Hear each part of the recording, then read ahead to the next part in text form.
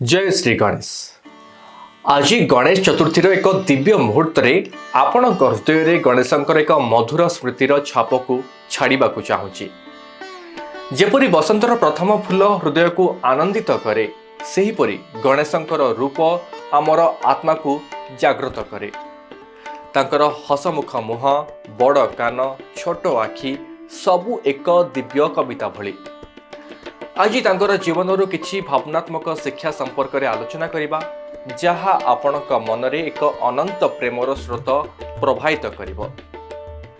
आसंतु प्रथमे तांकर जन्मर एही हृदय विदारक और प्रेरणादायक कथा को स्मरण करिबा। माता पार्वतींकर हृदयरु उत्पन्न होइथिले गणेश। शरीरर मैलारु सृष्टि होई से मातांक प्रहरी हेले। स्नान समय रे द्वारे रही से प्रभु शिव को मध्य अटकाइले, कारण मातार आदेश थिला तांकर जीवनर सर्वोच्च सत्य। क्रोधरे शिवंक त्रिशूल रे तांकर मुंड अलगा हेला, किंतु मातार अनंत प्रेम और शिवंक करुणा रे हाथी मुंड लागी से पुनर्जीवित हेले। एक कथा हमकु कहे प्रेम रे जन्म हुए नुआ जीवन और भूल रु शिखी आमे बड़ होई थाउ। गणेशकर यही यात्रा आमर हृदय को छुई जाए, कारण यह केवल कथा नुहे, यह प्रेमर एक गाथा। एबे आउ एक भावनात्मक पूर्ण घटना पर आलोचना करिबा।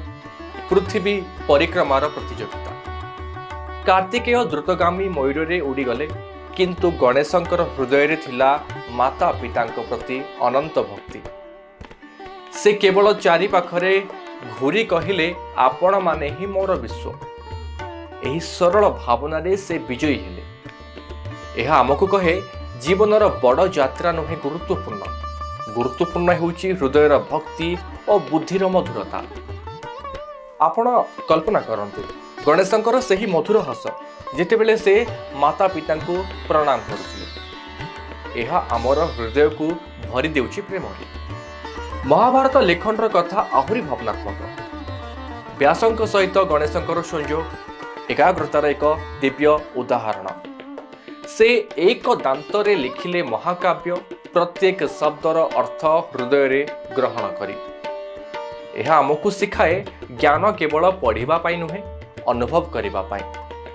गणेशंकर एही करुणा आमर जीवन रे प्रवेश करू, जेपरि आमे सबु विक्षेप को भूली लक्ष्य रे रहिबा। तांकर रूप रे रहिछि आनंदर सागर, जहा हमको कहे जीवन को हसी हसी ग्रहण कर।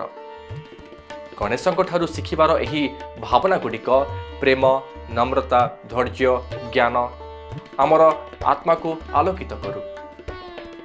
एही चतुर्थी रे तांको पूजा करी निजको समर्पण करंतु, जेपरि आपणक हृदय रे सदा से वास करुछंती। जय श्री गणेश।